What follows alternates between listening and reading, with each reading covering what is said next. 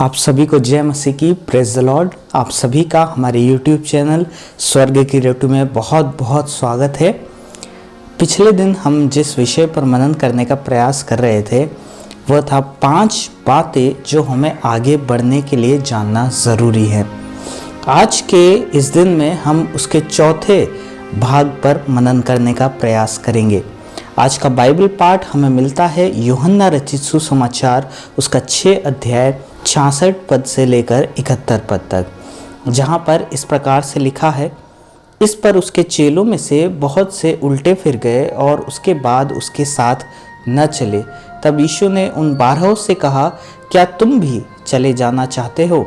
शमौन पतरस ने उसको उत्तर दिया, हे प्रभु, हम किसके पास जाएं? अनंत जीवन की बातें तो तेरे ही पास है, और हमने विश्वास किया और जान गए हैं कि परमेश्वर का पवित्र जन तू ही है। यीशु ने उन्हें उत्तर दिया, क्या मैंने तुम 12 को नहीं चुना? तो भी तुम में से एक व्यक्ति शैतान है।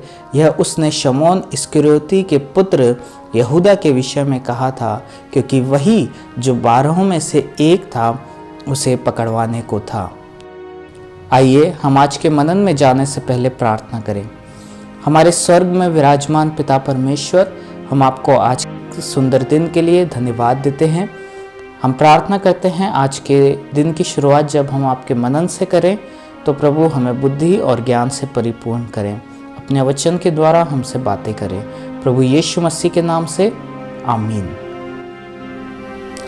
आज के मनन की शुरुआत मैं आपको बाइबल के समय की जानकारी देकर करना चाहता हूँ।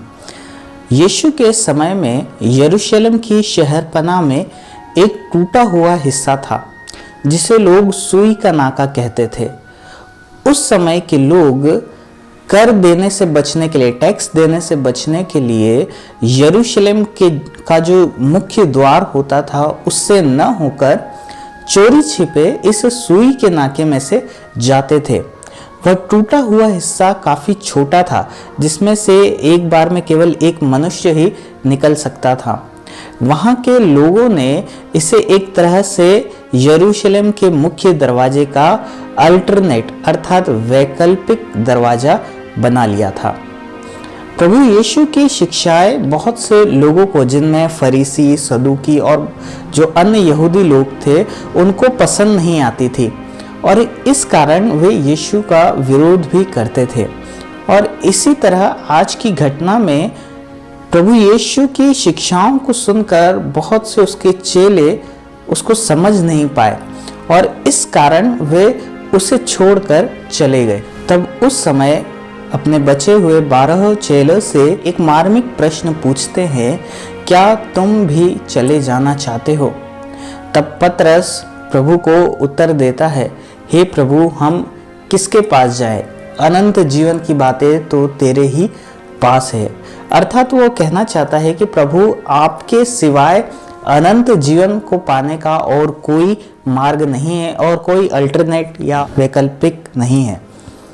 प्रियों, आज परमेश्वर का वचन हमें चौथी बात बताना चाहता है कि यदि हम अपने जीवन में आगे बढ़ना चाहते हैं, यदि हम अपने जीवन में एक नई शुरुआत करना चाहते हैं, तो हम वैकल्पिक मार्ग न लें।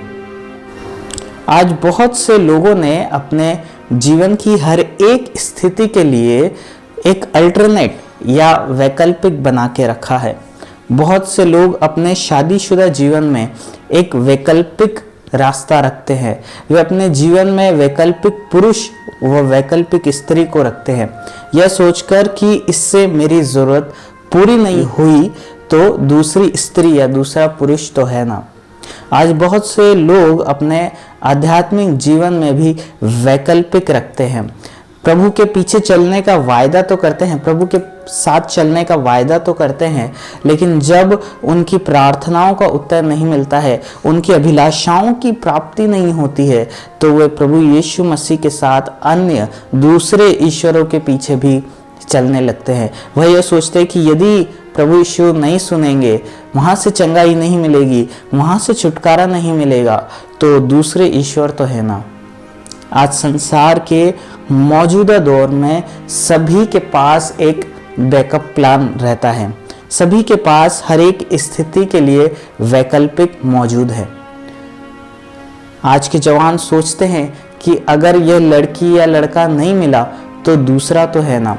आज के मसीही माता पिता सोचते हैं यदि अपने बच्चे के लिए मसीही लड़का या लड़की नहीं मिली तो क्या दूसरे धर्म के बच्चे तो है ना। प्रियों, आप सभी उन इजरायलियों के बारे में तो जानते होंगे जो बड़े ही आश्चर्य कर्म के साथ प्रतिज्ञात देश में जाने के लिए मिस्र देश से निकले थे।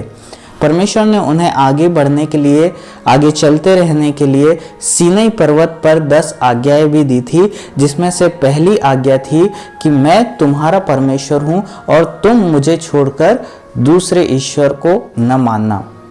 लेकिन आप जब उनके जीवन को देखेंगे तो आप पाएंगे कि जैसे ही उन्हें परमेश्वर ने यह आज्ञा दी, उसके फौरन बाद ही उन्होंने परमेश्वर को छोड़कर एक बछड़े की मूर्ति बना ली और यह कहने लगे कि यही हमारा परमेश्वर है और यही हमें प्रतिज्ञात देश में पहुंचाएगा।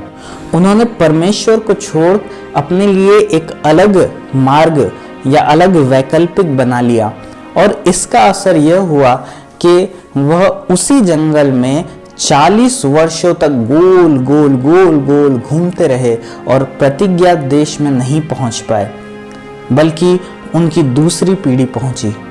मेरे प्रियो, आज आप भी अपने आत्मिक जीवन में, अपने पारिवारिक जीवन में, अपने शादीशुदा जीवन में, अपने जीवन के किसी भी क्षेत्र में आगे बढ़ना चाहते होंगे, लेकिन आपने अपने जीवन में यदि कोई वैकल्पिक रखा है, अल्टरनेट रखा है, यदि दूसरा ईश्वर या दूसरा साथी या दूसरा प्लान रखा है, तो आप उन इजरायलियों की तरह अपने जीवन में गोल गोल गोल गोल घूमते रह जाएंगे। आप सोचेंगे कि आप अपनी मैरिड लाइफ में, अपनी स्पिरिचुअल लाइफ में, अपनी फाइनेंशियल लाइफ में, अपनी पर्सनल लाइफ में आगे तो बढ़ रहे हैं, लेकिन वास्तव में आप अपने जीवन में वहीं रह जाएंगे, वहीं खड़े रह जाएंगे और कभी आगे नहीं बढ़ पाएंगे। और अंत में यह पता चलेगा कि हमने जहां से शुरुआत की थी आज वहीं पर आकर खड़े हुए हैं।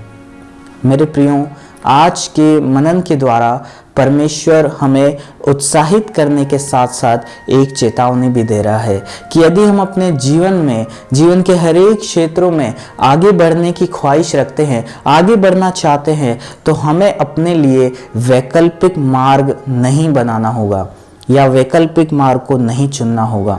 केवल प्रभु यीशु मसीह ही एकमात्र मार्ग है, केवल परमेश्वर का वचन ही एकमात्र वचन है जो ईश्वरीय जीवन जीने का मार्ग बताता है। केवल परमेश्वर का आत्मा ही एकमात्र आपका सहायक है जो आपको अपने जीवन में, जीवन के क्षेत्रों में आगे बढ़ने की सहायता प्रदान कर सकता है। कोई और दूसरा विकल्प नहीं है। परमेश्वर आज के मनन के द्वारा आपको बहुतायत की आशीष दे। आइए हम प्रार्थना करें। हमारे स्वर्ग में विराजमान पिता परमेश्वर, हम आज के मनन के लिए आपको बहुतायत से धन्यवाद देते हैं। पिता परमेश्वर, हम उन लोगों के लिए प्रार्थना करते हैं जिन्होंने अपने जीवन में वैकल्पिक मार्ग बना के रखा है।